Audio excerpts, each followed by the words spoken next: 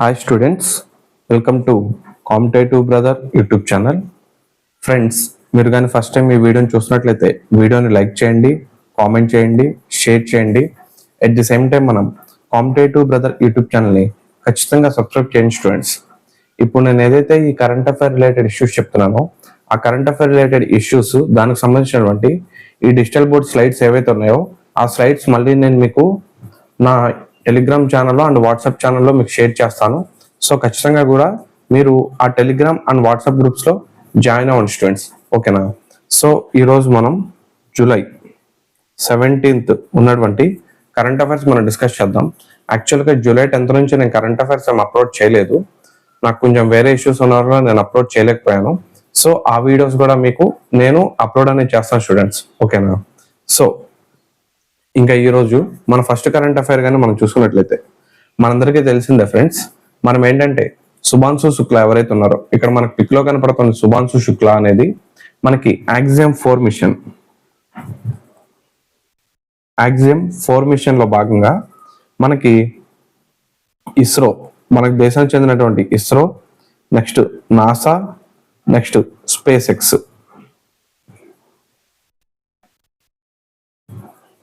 ఈ 3 సంస్థలు కలిపి యాక్సియం 4 మిషన్ ని ఇంప్లిమెంట్ చేస్తున్నాయి. ఈ మిషన్ లో భాగంగా మనము నలుగురు వ్యోమగాములను మనం ఏం చేసాము అంటే భూమి నుంచి 400 కిలోమీటర్ల ఎత్తులో ఉన్నటువంటి ISS కి పంపించడం జరిగింది, ఇంటర్నేషనల్ స్పేస్ స్టేషన్ కి పంపించడం జరిగింది. అయితే ఇప్పుడు వీళ్ళు మన భూమి మీదకి రిటర్న్ అనేది రావడం జరిగింది స్టూడెంట్స్.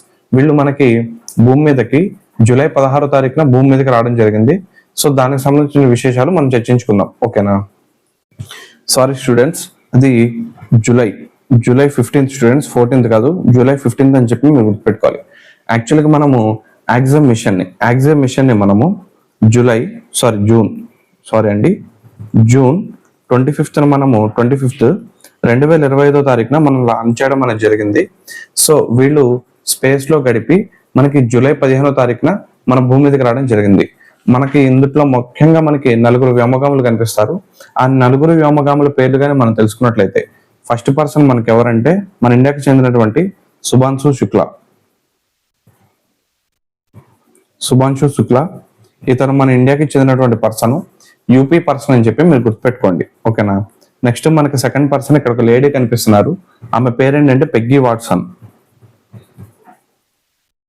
విట్సన్ అండి, వాట్సన్ కాదు, విట్సన్. ఈమె మనకి యుఎస్ఏకి చెందినటువంటి వ్యోమగామి, ఓకేనా? సో థర్డ్ పర్సన్ గాని మనం చూసుకున్నట్లయితే ఉజనన్స్కీ.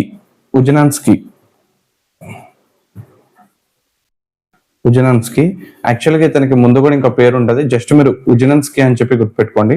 ఇతను కానీ మనం చూసుకున్నట్లయితే ఇతను పోలాండ్ దేశానికి చెందిన పర్సన్, ఓకేనా?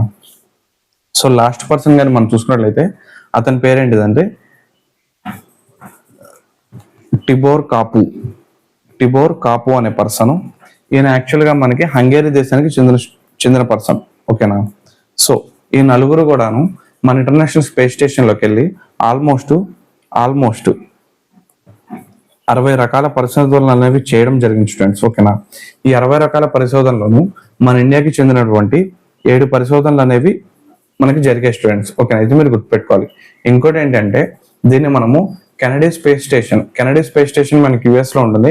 కెనడీ స్పేస్ స్టేషన్ వద్ద దీనికి మనము ఫాల్కన్ 9 అనే రాకెట్ లో డ్రాగన్ అని చెప్పి ఒక స్పేస్ క్రాఫ్ట్ లో మనము ఈ 4 మనం ఏం చేసామంటే మనము వీళ్ళని అంతరిక్షంలోకి పంపించడం జరిగింది, ఓకేనా? అయితే మన భారతదేశానికి చెందినంత వరకు మొట్టమొదటిసారిగా అంతరిక్షయానం చేసినటువంటి, అంటే మనకి స్పేస్ కి వెళ్ళినటువంటి ఫస్ట్ ఇండియన్ ఎవరైనా చూసుకున్నట్లయితే అది మనకి రాకేష్ శర్మ అని చెప్పి మీరు గుర్తుపెట్టుకోవాలి. అయితే ఇతని తర్వాత నెక్స్ట్ వెళ్ళింది ఎవరంటే మనకి శుభాంశు శుక్లా. ఆల్మోస్ట్ 41 సంవత్సరాల తర్వాత మళ్ళీ ఒక ఇండియన్ మనకి స్పేస్ లోకి ఎంటర్ అవడం అనేది జరిగింది. అయితే మనకి రాకేష్ శర్మ అయితే మనకి యుఎస్ఎస్ఆర్ సపోర్ట్ తో వెళ్తే శుభాంశు శుక్లా మనకి యుఎస్ఏ సపోర్ట్ తో స్పేస్ లోకి వెళ్ళాడు అనే విషయం మనం గుర్తుపెట్టుకోవాలి. అయితే ఇంకో విషయం ఏంటంటే మరి మీకు కల్పనా చావ్లా అని, నెక్స్ట్ మనకి ఇంకా సునీత విలియమ్స్ అని చెప్పి ఇలా మనకి డిఫరెంట్ డిఫరెంట్ పర్సన్స్ కనపడతారు. అయితే వాళ్ళు ఇండియన్స్ కాదు స్టూడెంట్స్, వాళ్ళు ఏంటంటే ఇండియా సంతతికి చెందిన వాళ్ళని విషయం మీరు గుర్తుపెట్టుకోవాలి. ఓకేనా, ఇండియా సంతతికి చెందిన వాళ్ళని విషయం మీరు గుర్తుపెట్టుకోవాలి. అయితే వీళ్ళు స్పేస్ స్టేషన్కి వెళ్ళేటప్పుడు జాయ్ అని చెప్పి ఒక బొమ్మని కూడా వీళ్ళతో పాటు తీసుకెళ్లారనే విషయము మీరు గుర్తుపెట్టుకోవాలి. యాక్చువల్ గా వీళ్ళు ఏమనుకున్నారంటే నీటి ఎలుగుబంట్లను తీసుకెళ్దాం అనుకున్నారు, బట్ దాన్ని తీసుకెళ్ళలేకపోయారు. జాయ్ అనే ఒక బొమ్మను కూడా తీసుకెళ్ళడం అనేది జరిగింది. ఓకేనా, ఇంకా మనకి దీని గురించి కానీ మనం తెలుసుకున్నట్లయితే ఇంకా ఐఎస్ఎస్ కి 4 వెళ్ళారు. సో ఇంకా మనకి దీని గురించి ఇంకా మీకు అందరికీ తెలిసిందే కదా, ఇండియా. ఓకేనా, సో శుభాంశు శుక్లా మీద ఇండియా ఈ యాక్సామ్ 4 మిషన్ లో భాగంగా 550 కోట్ల రూపాయలు అతని మీద స్పెండ్ చేశారు, అతని మీద ఖర్చు చేయడం అనేది జరిగిందనే విషయం కూడా మీరు గుర్తుపెట్టుకోవాలి. ఓకేనా, నెక్స్ట్ ఇంకా వీళ్ళు ఎక్కడికి వెళ్ళారంటే ఐఎస్ఎస్కి వెళ్ళారనే విషయం మనకు తెలిసింది కాబట్టి ఇంటర్నేషనల్ స్పేస్ స్టేషన్. ఈ ఇంటర్నేషనల్ స్పేస్ స్టేషన్ మనకి భూమి మీద నుంచి లో ఎర్త్ ఆర్బిటాలో మనకి పనిచేస్తూ ఉంటుంది. అయితే దీన్ని 1999 లో లాంచ్ చేయడం అనేది జరిగింది. 1999 లో లాంచ్ చేసిన తర్వాత ఇటీవల కాలంలో ఇంటర్నేషనల్ స్పేస్ స్టేషన్ నుంచి మనకి రష్యా అనేది వైదొలిగింది అనే విషయం మీరు గుర్తుపెట్టుకోవాలి. ఓకేనా, రష్యా అనేది వైదొలిగింది. అయితే ఇటీవల కాలంలో ఏం జరుగుతుందంటే మనకి ఇండియా,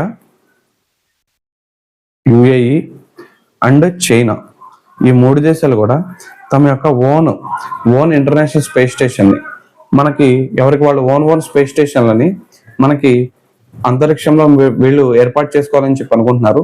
దీంట్లో భాగంగా మన భారతదేశం కూడా 2035 నాటికి తమ యొక్క అంతరిక్ష కేంద్రాన్ని ఒకదాన్ని మనకి స్పేస్ లో ఏర్పాటు చేసుకోవాలని చెప్పి కూడా ఇండియా భావిస్తుందన్న విషయం మీరు గుర్తుపెట్టుకోవాలి స్టూడెంట్స్. ఓకేనా, ఇదంతా కూడాను మనకి ఎగ్జామ్ 4 మిషన్ లో భాగంగా మనకు జరిగినటువంటి ఇంట్రెస్టింగ్ డిస్కషన్స్. ఓకేనా, సో ఇది మీరు తెలుసుకుంటే సరిపోద్ది. ఇక దీనికి మించి మీరు ఎక్కువగా అయితే వెళ్ళొద్దు స్టూడెంట్స్, ఇక్కడ దాకా మీ చదివితే సరిపోద్ది. ఓకేనా, సో నెక్స్ట్ కానీ మనం చూసుకున్నట్లయితే first digital village in Sikkim. ఓకేనా, ఇక్కడ మీరు కానీ ఫోటోలో చూసినట్లయితే first digital village nomad village officially inaugurated at Yakten village అనమాట. సో ఇది కానీ మనం చూసుకున్నట్లయితే దీన్ని మనం ఏమని పిలుస్తామంటే డిజిటల్ విలేజ్ అని కాకుండా దీన్ని మనం ఏమని పిలుస్తామంటే నొమాడ్ డిజిటల్ విలేజ్ అని చెప్పి మనం పిలవాలి, డిజిటల్ విలేజ్. ఓకేనా, సో దీనికి ఎందుకు ఆ పేరు వచ్చిందిగా మనం తెలుసుకున్నట్లయితే ఈ ఊర్లో అంట మనకి 24/7 మీరు మనకి జనరల్ గా మనకి గ్రామాల్లో ఎలా ఉంటుంది అంటే స్టూడెంట్స్, మనం సిటీస్ తో పోల్చుకుంటే కొన్ని గ్రామాల్లో మనకి ఇంటర్నెట్ అవైలబిలిటీ అనేది చాలా తక్కువ ఉంటుంది. ఓకేనా, సో ఫర్ సపోజ్ ఇప్పుడు మా మా అమ్మమ్మ వాళ్ళ ఊరే ఉంది, అది రిమోట్ ఏరియాలో ఉంటుంది. ఆ ఏరియాలో ఇంటర్నెట్ కనెక్షన్ అయితే చాలా దారుణంగా వస్తుంది. మనందరికీ తెలిసిందే పల్లెటూరులో కొంతమంది ఏం చేస్తారంటే సిగ్నల్స్ రావట్లేదని చెప్పి టవర్లు ఎక్కుతారు, లేకపోతే చెట్లు ఎక్కి ఫోన్లు మాట్లాడుకుంటూ ఉంటారు. ఓకేనా, ఇలాంటివి మనం రెగ్యులర్ గా చూస్తూ ఉంటాము. అయితే ఇప్పుడు ఇది కూడా ఒక రిమోట్ విలేజ్ స్టూడెంట్స్, ఇది కూడా సిక్కింలో ఒక రిమోట్ విలేజ్. ఈ విలేజ్ లో మొట్టమొదటిసారిగా దీనికి ఏమని పేరు వచ్చిందంటే నొమాడ్ డిజిటల్ విలేజ్ అని చెప్పి పేరు వచ్చింది. ఎందుకంటే ఇక్కడ 24/7 హై స్పీడ్ ఇంటర్నెట్ అవైలబిలిటీ ఉంటుంది, హై స్పీడ్ ఇంటర్నెట్ అనేది అవైలబుల్లో ఉంటుంది. అట్ ది సేమ్ టైం ఇంకోటి ఏంటంటే ఇక్కడ 24/7 పవర్ అనేది అవైలబుల్ ఉంటుంది, ఎలక్ట్రిసిటీ కూడా మనకు అవైలబుల్ ఉంటుంది. మన కరెంట్ అనేది అసలు పోదంట ఆ విలేజ్ లో. అట్ ది సేమ్ టైం ఆ విలేజ్ లో 24/7 మనకి హై స్పీడ్ ఇంటర్నెట్ అనేది అవైలబుల్ లో ఉంటుంది. మనకు పల్లెటూరులో మనం చూస్తూనే ఉంటాము, వాడు పొద్దున్నే 10 గంటలకు తీసి మధ్యాహ్నం 3 గంటలకి 4 గంటలకు మనకు పవర్ అనేది ఇస్తూ ఉంటాడు. కొన్నిసార్లు నైట్ అంతా కరెంట్ తీసేస్తూ ఉంటాడు. ఓకేనా, సో ఇటువంటి సిచ్యువేషన్స్ లో ఉన్నటువంటి మన విలేజెస్ లో ఈ విలేజ్ ఏదైతే విలేజ్ పేరు కానీ మనం చూసినట్లయితే యాక్టన్ విలేజ్ స్టూడెంట్స్. ఓకేనా, యాక్టన్ విలేజ్ అనే విలేజ్ లో మనల్ని ఏం చేశారు అంటే ఫస్ట్ నొమాడ్ డిజిటల్ విలేజ్ గా దీనికి పేరు పొందడం అనేది జరిగింది. అంతేకాకుండా ఇక్కడ ఏంటంటే ఇది ఒక ఎకో ఫ్రెండ్లీ విలేజ్ అనమాట. అంటే ఇక్కడ ఇది ఏంటంటే పర్యావరణ రహితమైనటువంటి సిటీగా మనం గుర్తుపెట్టుకోవాలి. ఓకేనా, పర్యావరణ హితంగా ఉండేటువంటి గ్రామంగా మనం దీన్ని గుర్తుపెట్టుకోవాల్సి ఉంటుంది అనమాట. ఎకో ఫ్రెండ్లీ విలేజ్ అని కూడా పిలుస్తారు. ఓకేనా, సో ఈ విధంగా మనకి ఎక్టన్ విలేజ్ అనేది మనకి సిక్కిం లో బాగా ఫేమస్ అయింది. సో ఇక సిక్కిం గురించి మనం తెలుసుకున్నట్లయితే first officially organic farming village గా మనకి సిక్కిం అనేది మనకి ఎప్పుడు న్యూస్ లో కనిపిస్తుంది. అంతేకాకుండా సో ఇక్కడ నేను రాస్తాను ఫస్ట్ ఆర్గానిక్ స్టేట్. ఓకేనా. సెకండ్ కానీ మనం తెలుసుకున్నట్లయితే ఇక్కడ డోక్లాం వివాదం కూడా మనకి ఈ స్టేట్ లోనే ఉంది స్టూడెంట్స్.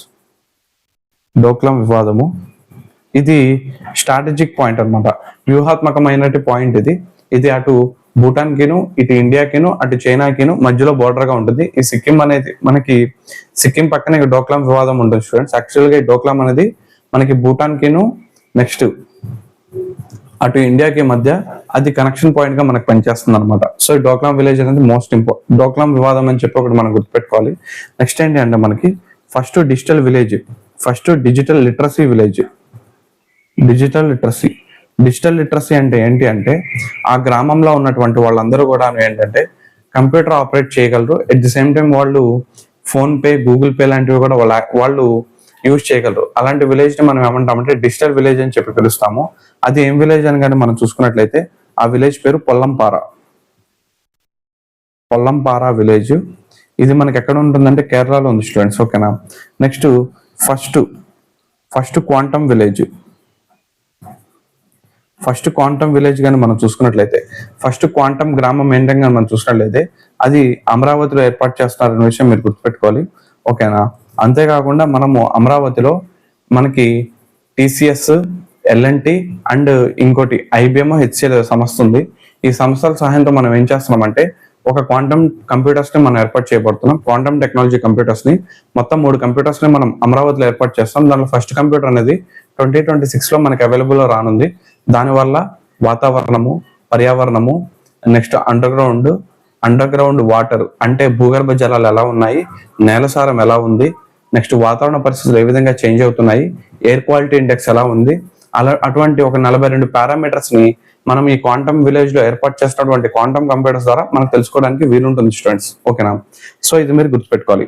దీని తర్వాత మనకి ఫస్ట్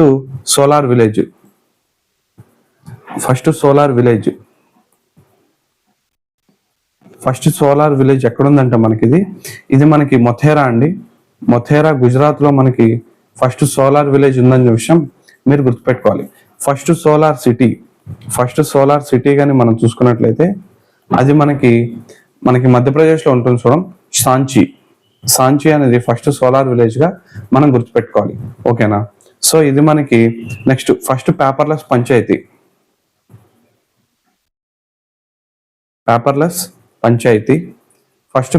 పంచాయతీని కానీ మనం చూసుకున్నట్లయితే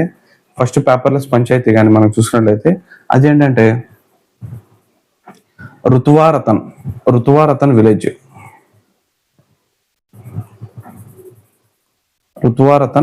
ఇది మనకి ఎక్కడ ఉందంటే మధ్యప్రదేశ్ లో ఉందన్న విషయం మీరు గుర్తుపెట్టుకోవాలి స్టూడెంట్స్. ఓకేనా.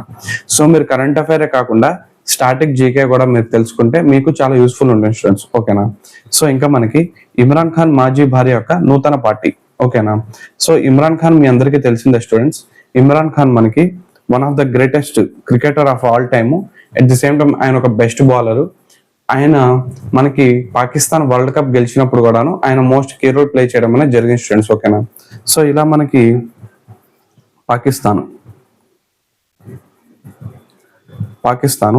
ఈయన ఒక పార్టీ కూడా పెట్టాడు. ఆయన పార్టీ పేరు ఏంటంటే PTI ఏంటంటే పాకిస్తాన్ తెహరిక్ ఈ ఇన్సాన్.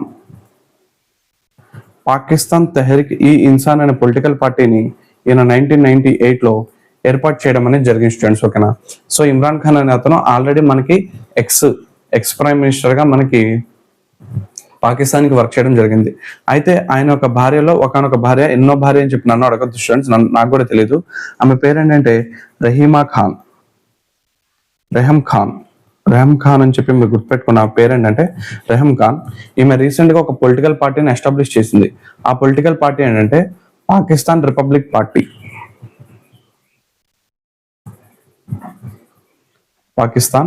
Republic party.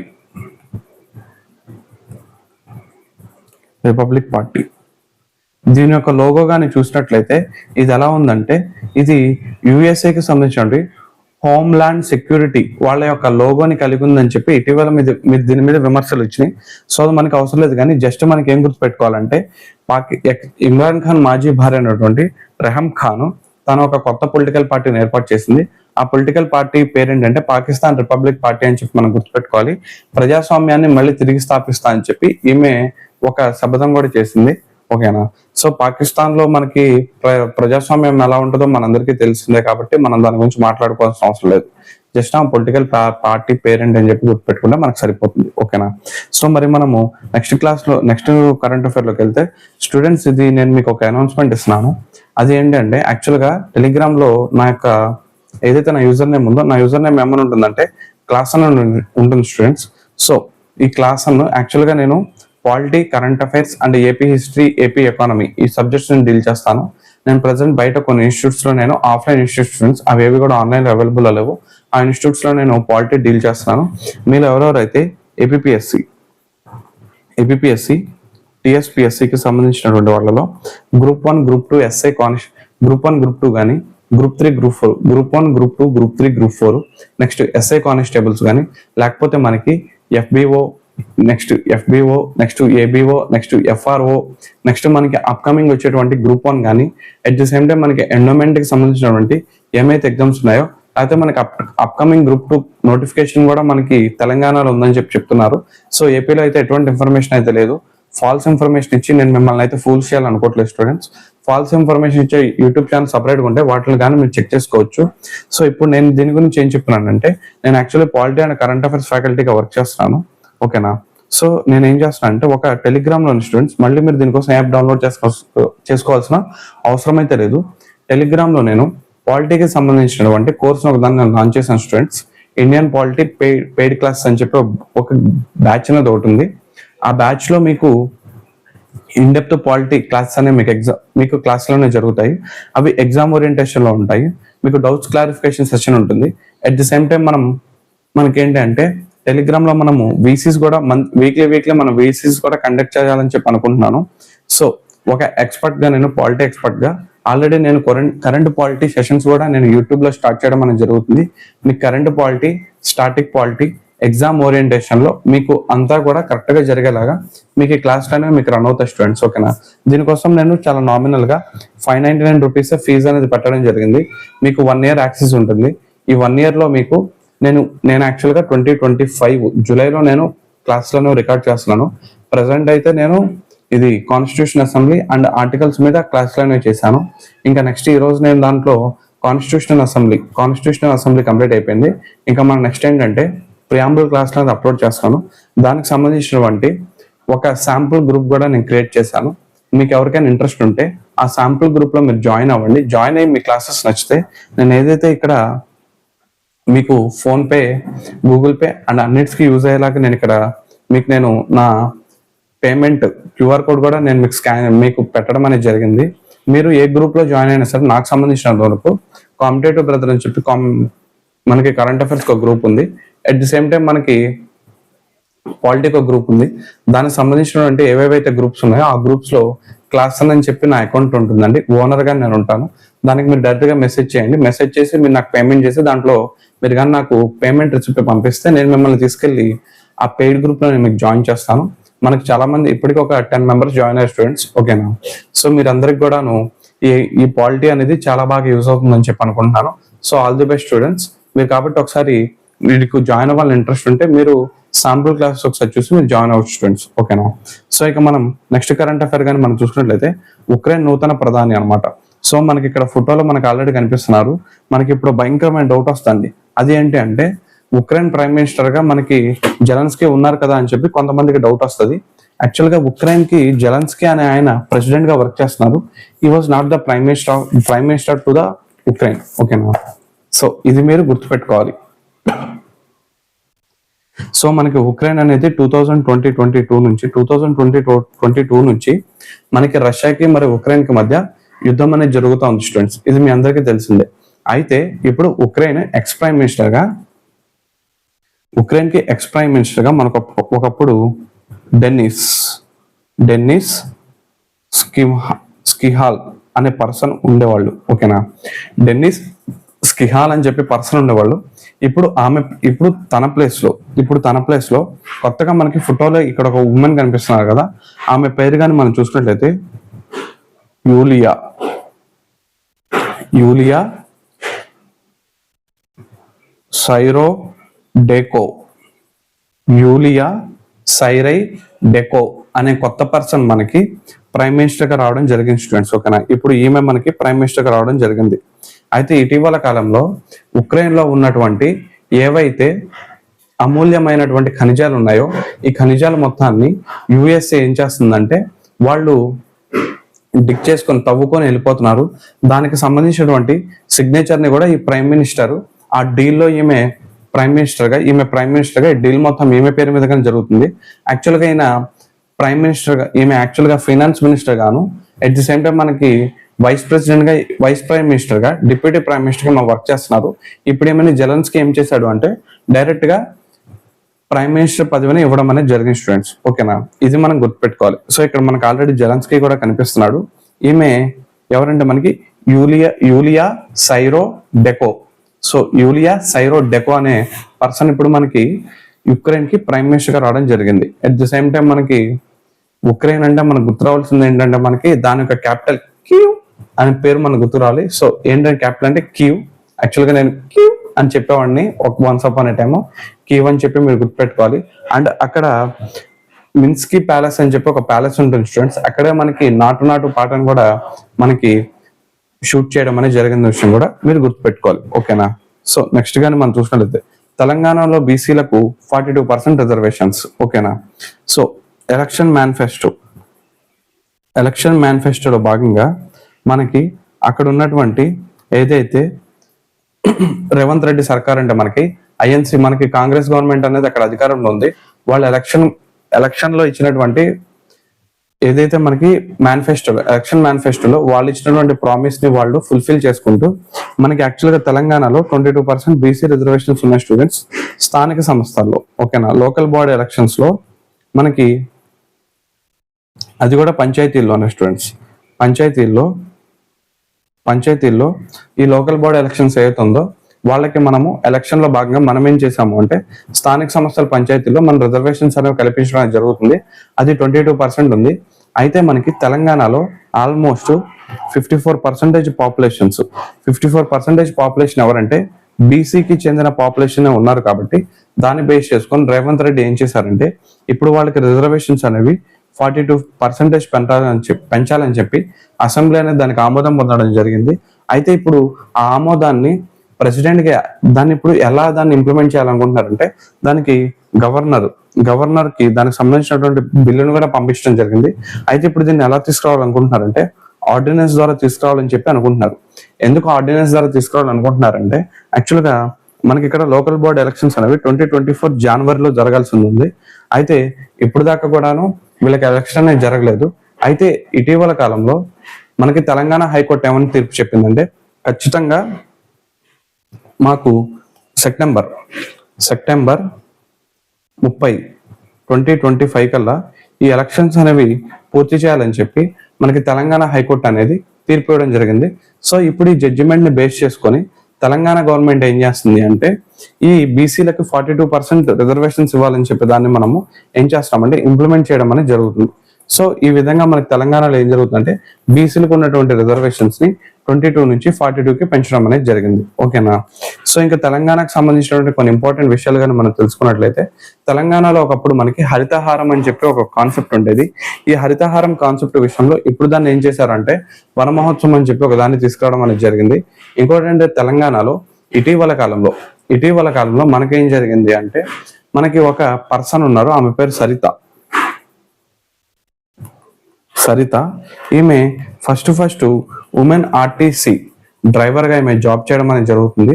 అండ్ ఇంకోటి ఏంటంటే ట్రాఫిక్ వాలంటీర్స్ గా ట్రాన్స్జెండర్స్ ని నియమించుకున్నటువంటి ఫస్ట్ స్టేట్ గా మనకి తెలంగాణ అనేది రికార్డ్ అయిన స్టూడెంట్స్. ఈ విషయం మనం గుర్తుపెట్టుకోవాలి. నెక్స్ట్ 72వ మిస్ ఇండియా పోటీలు కూడా మనకి ఎక్కడ జరిగినాయి అంటే తెలంగాణలో జరిగిన విషయం మనం గుర్తుపెట్టుకోవాలి. అక్కడ ప్రజెంట్ మనకి సీఎం రేవంత్ రెడ్డి గారు అక్కడ సీఎం గా వర్క్ చేస్తున్న విషయం మనం గుర్తుపెట్టుకోవాలి. ఓకేనా, సో మన నెక్స్ట్ కరెంట్ అఫైర్ కానీ చూసుకున్నట్లయితే దామిని యాప్ స్టూడెంట్స్. ఓకేనా, ministry of earth sciences. So ministry of earth sciences వాళ్ళు ఎవరైతే ఉన్నారో ఈ మినిస్ట్రీ ఆఫ్ ఎర్త్ సైన్సెస్ వాళ్ళు మనకి దామిని యాప్ ని తీసుకురావడం జరిగింది. యాక్చువల్గా ఈ దామిని యాప్ అనేది దేనికి సంబంధించిందంటే పిడుగులకు సంబంధించినటువంటి యాప్ ఇది. ఓకేనా, పిడుగులకు సంబంధించినటువంటి యాప్గా మనకి దామిని యాప్ అనేది పనిచేస్తుంది. దీన్ని మినిస్ట్రీ ఆఫ్ ఎర్త్ సైన్సెస్ వాళ్ళు తీసుకొచ్చారు. యాక్చువల్గా మనకి పిడుగుపాటు వల్ల ఇటీవల కాలంలో చాలా మంది మరణించడం జరుగుతుంది. అంతేకాకుండా ఇప్పుడు మన ఇండియాలో మాన్సూన్ సీజన్ అనేది స్టార్ట్ అయింది కాబట్టి ఈ సమయంలో మనకి పిడుగుపాట్లు అనేవి ఎక్కువగా జరుగుతూ ఉంటాయి. ఈ పిడుగుపాట్లు అనేవి మనకి నగరాల్లో కాకుండా మన గ్రామాల్లో అనేవి ఎక్కువగా జరుగుతూ ఉంటాయి. కాబట్టి మన మన ఈ సెంట్రల్ గవర్నమెంట్ ఏం చేసిందంటే మనకి దామిని యాప్ అని చెప్పి ఒక యాప్ని తీసుకురావడం అనేది జరిగింది.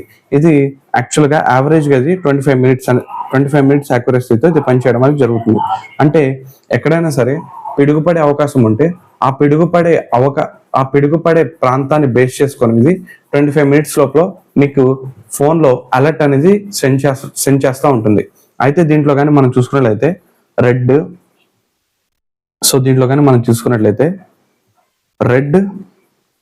నెక్స్ట్ ఎల్లో, నెక్స్ట్ బ్లూ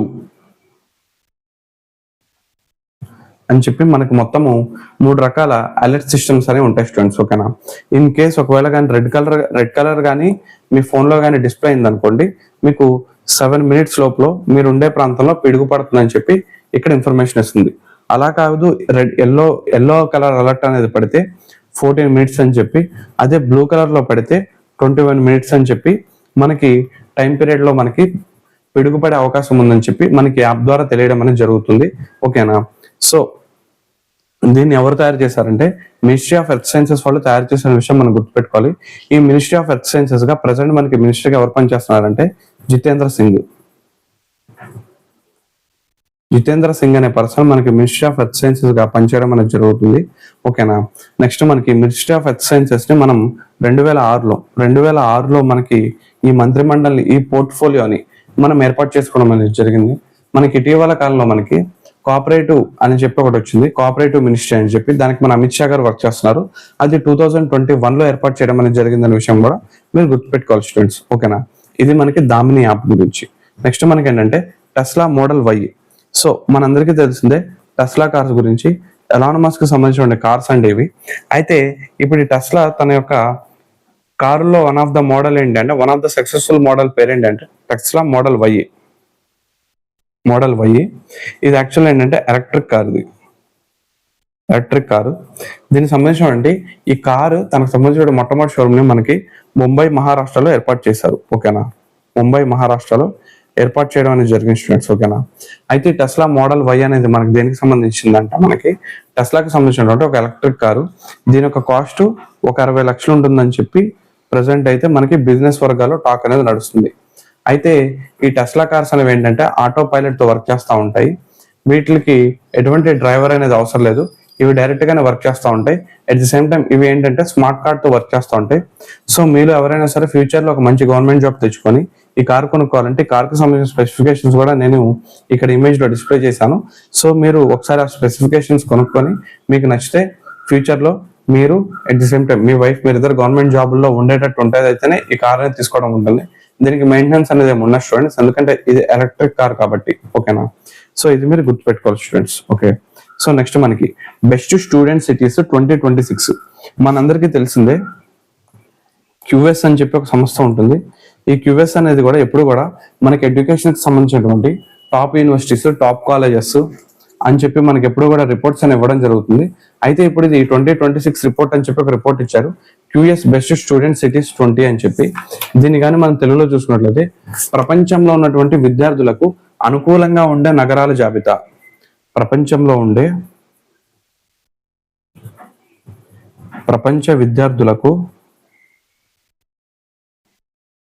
అనుకూలంగా ఉండే నగరాల జాబితా అని చెప్పి ఒక జాబితాని విడుదల చేయడం జరిగింది స్టూడెంట్స్. అయితే దీన్ని ఏ విధంగా ఇచ్చారంటే ఇక్కడ మనకి first quality of education quality ఆ నగరంలో ఎలా ఉంది. నెక్స్ట్ ఎడ్యుకేషన్ యొక్క ఎఫోర్డబిలిటీ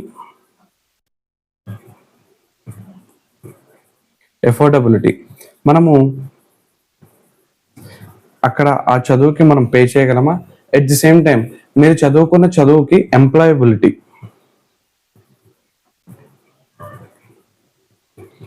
మీరు చదువుకున్న చదువుకి దానికి తగ్గట్టుగానే జాబ్స్ దొరుకుతున్నాయా లేదా. నెక్స్ట్ ఏంటంటే స్టూడెంట్స్ మిక్స్, అంటే వివిధ దేశాల నుంచి వచ్చేటువంటి స్టూడెంట్స్ అందరు కలిసి ఇక్కడ చదువుకోవడం అనేది కరెక్ట్ గా ఉంటుందా లేదా అనే 4 అంశాల ఆధారంగా తీసుకొని మనకి ర్యాంకింగ్స్ అనేవి ఇవ్వడం జరిగింది. ఈ ర్యాంకింగ్స్ లో మనకి టాప్ గానీ మనం చూసుకున్నట్లయితే, మీరు ఇక్కడ ఇమేజ్ అబ్జర్వ్ చేస్తే టాప్ సిటీస్ గానీ మనం చూసుకున్నట్లయితే అది ఏంటంటే ఫస్ట్ మనకి ఏమొస్తుందంటే టోక్యో వస్తుంది. ఓకేనా. సో ఫస్ట్ మనకి సియోల్ వస్తుంది. సియోల్ అనేది మనకి సౌత్ కొరియా యొక్క క్యాపిటల్ గా ఉంది. తర్వాత మనకి టోక్యో అనేది ఉంది. దాని తర్వాత మనకి లండన్ అనేది ఉంది. ఓకేనా. సో ఈ 3 టాప్ 3 అనేది మనం గుర్తుపెట్టుకుంటే సరిపోయింది స్టూడెంట్స్. ఓకే, టాప్ 3ని మనం గుర్తుపెట్టుకుంటే సరిపోయింది. నెక్స్ట్ మన భారతదేశం నుంచి ఏమైనా ఉన్నాయని కానీ మనం చూసుకున్నట్లయితే, మన ఇండియా నుంచి కానీ మనం చూసుకున్నట్లయితే, మన ఇండియా నుంచి మనకి 4 సిటీస్ అనేవి ఈ రిపోర్ట్ లో మనకు చోటు దక్కించుకున్నాయి. దాంట్లో ఫస్ట్ మనకి ఏంటిదంటే ముంబై. సెకండ్ది కానీ మనం చూసుకున్నట్లయితే మనకి ఢిల్లీ. థర్డ్ది కానీ మనం చూసుకున్నట్లయితే బెంగళూరు. ఫోర్త్ది కానీ మనం చూసుకున్నట్లయితే చెన్నై. ఓకేనా. సో ముంబై మనకి 98వ ర్యాంక్ లో ఉంది. నెక్స్ట్ మనకి ఢిల్లీ అయితే మనకి 104వ ర్యాంక్ లో ఉంది. బెంగళూరు అనేది మనకి 108వ ర్యాంక్ లో ఉంది. నెక్స్ట్ మనకి చెన్నై అనేది 128 ర్యాంకులో ఉంది. మొత్తము వీళ్ళ అఫీషియల్ వెబ్సైట్ లో కానీ మనం చూసుకున్నట్లయితే 150 దేశాలు ఉంది. కానీ మనకి న్యూస్ పేపర్లు చూస్తే 130 కంట్రీస్ అని ఉంది. సో మనం మాక్సిమం అఫీషియల్ డేటా ప్రకారం వెళ్దాం.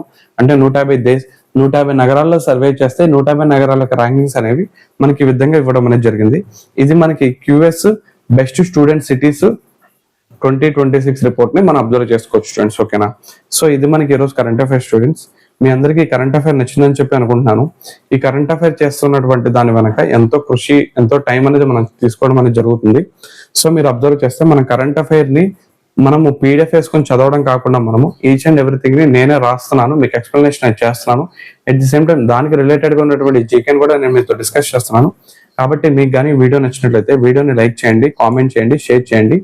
మన కాంపిటేటివ్ బ్రదర్ యూట్యూబ్ ఛానల్ని ఖచ్చితంగా సబ్స్క్రైబ్ చేయండి. Also Telegram and WhatsApp group లో జాయిన్ అవ్వండి. మీరు ఎవరికైతే ఫుల్ ఫ్లెడ్జ్డ్ గా పాలిటీ క్లాసెస్ కావాలో మీరు శాంపుల్ క్లాసెస్ లో జాయిన్ అయ్యి అక్కడ నుంచి నాకు కానీ 599 రూపీస్ కానీ మీరు పేమెంట్ చేస్తే మిమ్మల్ని పెయిడ్ క్లాస్ లో కూడా జాయిన్ చేస్తాను. సో స్టూడెంట్స్, నేను మీకు ప్రామిస్ చేస్తున్నట్టే ఈ క్లాసెస్ అనేవి మీకు ఎగ్జామ్ ఓరియంటెడ్ లోనే ఉంటాయి. మీకు ఎక్కడా కూడా కాంప్రమైజ్ అయ్యి ఈ క్లాస్ ఇక్కడ దాకా చెప్పాలని కాకుండా ఇన్డెప్త్ ప్రిపరేషన్ అనేది మీకు ఉంటుంది స్టూడెంట్స్. ఓకేనా. సో నన్ను నమ్మి మీరు జాయిన్ అవ్వండి. మీకైతే ది బెస్ట్ ప్లాట్ఫామ్ లో మీ క్లాస్ లోనే చెప్పడం జరుగుతుంది. ఓకేనా. So thank you students, thank you so much. Competitive brother channel ని సబ్స్క్రైబ్ చేయండి. ఓకేనా. బాయ్.